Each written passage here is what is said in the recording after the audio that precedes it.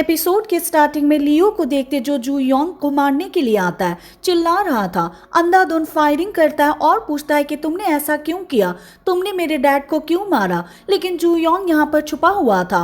पास में जू योंग के आदमी आते हैं और लियो को मार देते हैं। अब जू योंग पास के सीन को याद करता है कि क्या हुआ था, मैंने बॉन्ग चैन को मार दिया था, मैं उसे कार की डिक्की में डाल रहा था, लेकिन मैंने देखा कि वो अभी भी जिंदा होता है। बाद में मैंने फायरिंग कर दी थी और इसको जान से मार दिया। हालांकि पास में सारगाई होता है जो कि ये सब देख रहा था।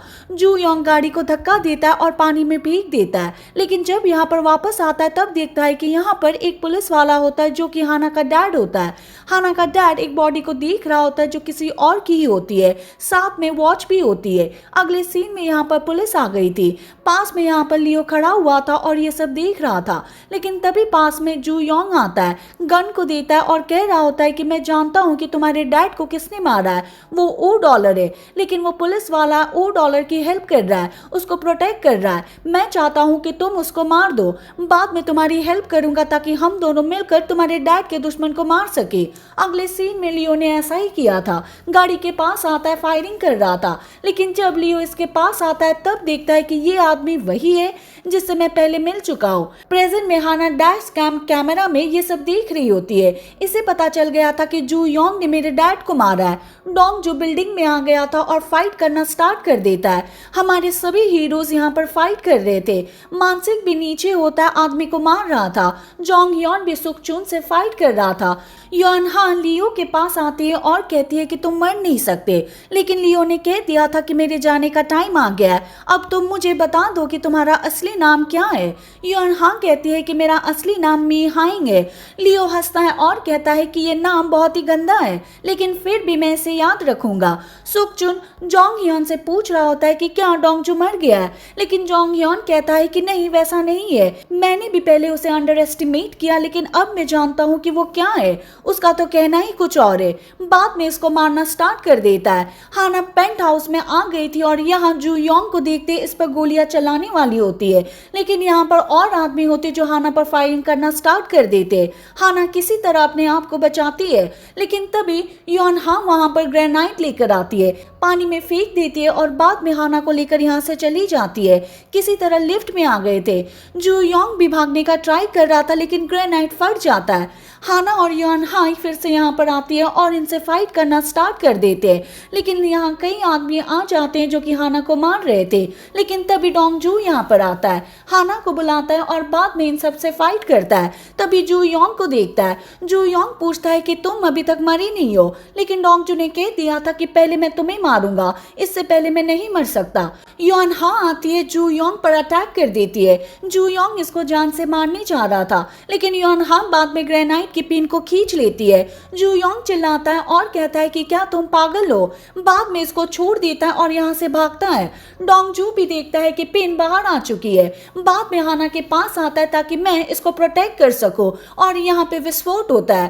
डोंगजू हाना से पूछ रहा होता है कि क्या तुम ठीक हो, इसने भी हाँ भर दी थी। बाद में इनके कलीग यहाँ पर आते हैं और पूछ रहे थे कि क्या तुम ठीक हो।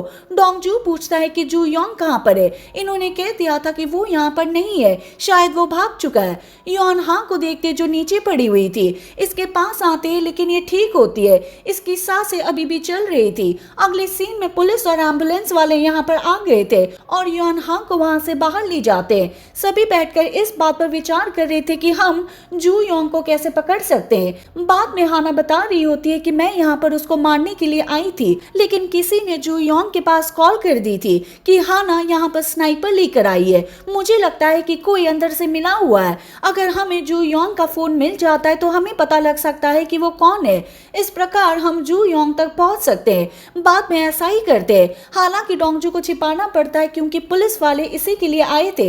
इसे डस्टबिन में डाल देते हैं और छिपा कर ले जा रहे थे। आगे जू योंग का फोन पड़ा हुआ था और मानसिक इसको ले लेता है, लेकिन तभी कमिश्नर गाड़ी लेकर यहाँ पर आता है और मानसिक को देखता है। पूछ रहा था डोंगजू कहाँ पर है, लेकिन मानसिक कहता है कि मैं नहीं जानता। कमिश्नर गुस्से में होता है और इसको लात मारता है। अगले सीन में जू योंग को देखते हैं। सुकचुन इसके पास ट्रक लेकर आता है। जोंगू कहता है कि क्या हुआ, मैं क्या सुन रहा हूँ, क्या जू योंग ठीक है? लेकिन सुकचून कहता है कि मैं नहीं जानता। इसके जाने के बाद यहाँ पर एक आदमी और होता है, वो सुकचून से पूछ रहा होता है कि अब हम क्या करें, हमारे पास बहुत ज्यादा माल है, हम इसका क्या करेंगे? सुकचून कहता है कि ये माल करोड़ों का है, हम इसको सस्ते में बेच सकते हैं और जोंगू हमारी हेल्प करेगा। बाद में आदमी जोंगू के पास आ गए थे और इसको डरा रहे थे। मानसिक अपने सभी कलीग को अपने घर पर ले आता है। सामने जंग ए होती है जो कि जोंग ह्योन को देख लेती है और अपने रूम में भाग जाती है। अगले सीन में सब खाना खा रहे थे। जंग ए यहाँ पर आती है, पहले जोंग ह्योन को देखती है, फिर अपने डैड का खाना खाने लगती है। 2-3 बार ऐसा करती है। मानसिक चिल्लाता है और कहता है कि तुम मेरा खाना क्यों खा रही हो? जंग ए खड़ी हो जाती है, कुछ करने लगती है। मानसिक को नहीं पता होता है कि ये क्या कर रही है, लेकिन तभी जे होंग कहता है कि जब मेरी वाइफ प्रेग्नेंट थी तब ऐसा किया करती थी। मानसिक इसको देखता है और कह रहा था कि तुम प्रेग्नेंट हो। वो भी अपने रूम में भाग जाती है। मानसिक डोर ओपन करने के लिए कहता है, लेकिन कोई फायदा नहीं होता। हम सभी को पता चल गया था कि अब बाहर जाना ही बेहतर है। बाद में चले गए थे। दोनों डोंगजू और हाना को बाय करते हैं और चले जाते हैं। जे होंग अपने घर पर आता है जहाँ पर इसकी वाइफ इसके लिए परेशान होती है, लेकिन जे होंग कहता है कि मैं ठीक हूँ। डोंगजू हाना की सेवा कर रहा था, लेकिन हाना कहती है कि तुम्हें हॉस्पिटल चलना चाहिए, लेकिन डोंगजू ने कह दिया था कि मैं ठीक हूँ। हाना पूछती है कि तुम ये काम इतनी अच्छी तरह से कैसे कर लेते हो? डोंगजू कहता है कि शायद मैंने तुम्हें बताया नहीं होगा, मेरे डैड हमें हर रोज मारा करते थे, इसलिए मैंने बैंडेज लगाना स्टार्ट कर दिया और मुझे इसकी आदत पड़ गई, इसलिए मैं इस काम में अच्छा हूँ। हाना भी इसके सर को सहलाती है और कहती है कि मुझे तुम पर प्राउड है। डोंगजू कहता है कि ठीक है, मुझे मेरा इनाम चाहिए, मुझे किस दो। लेकिन हाना कहती है कि नहीं, पहले शावर ले आओ। लेकिन डोंगजू नहीं मानता और किस कर रहा होता है। सब कुछ ठीक चल रहा था, लेकिन तभी बाहर कोई बेल बजा रहा होता है और ये हाना की मॉम होती है। हाना डोंगजू को वॉशरूम में भेज देती है और अपनी मॉम को अंदर ले आती है। हाना की मॉम हाना से कहती है, क्या तुम ठीक हो? मैंने टीवी पर तुम्हारे बारे में सुना। लेकिन हाना कहती है कि मैं ठीक हूँ। अपनी मॉम को किसी तरह अंदर ले जाती है और डोंगजू यहाँ से भाग जाता है। अब डोंगजू जोंग ह्योन के पास आता है जो अपने सामान को सेट कर रहा था। डोंगजू कहता है कि मैं हेल्प करूँ, लेकिन जोंग ह्योन ने कह दिया था कि हम फ्रेंड नहीं है। रात को डोंगजू कह रहा होता है कि मैं तुमसे कुछ पूछना चाहता हूँ, तुम मुझे कब से हेट करते हो? जोंग ह्योन कहता है, स्टार्ट से ही, मुझे तुम्हारी स्माइल पसंद नहीं है। बाद में पास के सीन को याद करता है कि क्या हुआ था। मैंने पहली बार सुना था कि डोंगजू कौन है और कितनी मेहनत कर रहा है। सभी लोग डोंगजू को यहाँ पर करेज दे रहे थे, लेकिन जोंग ह्योन जाने लगता है और पीछे हाना होती है जो कि स्माइल कर रही होती है। प्रेजेंट में डोंगजू जोंग ह्योन के पास आता है, ऐसे ही स्माइल करता है और चला गया था। अभी वॉशरूम में आता है और वो वॉमिटिंग कर रहा था। अगले सीन में डेयोंग को देखते जो जोंग ह्योन से बात कर रहा होता है और कहता है कि हमने जोंगू के एक ट्रक को पकड़ लिया है और बाकी ट्रक पता नहीं कहाँ पर है। उन्होंने ट्रक की नेम प्लेट चेंज कर दी है। पास की गाड़ी में मानसिक बैठा हुआ था। जे होंग इससे पूछता है, कल क्या हुआ? आपकी बेटी ने क्या कहा? क्या वो सच में प्रेग्नेंट है? लेकिन वो कहता है कि नहीं, मेरी वाइफ प्रेग्नेंट है। जे होंग कहता है कि इसके लिए बधाई हो, लेकिन बाद में मानसिक कहता है कि वो बच्चा मेरा नहीं है।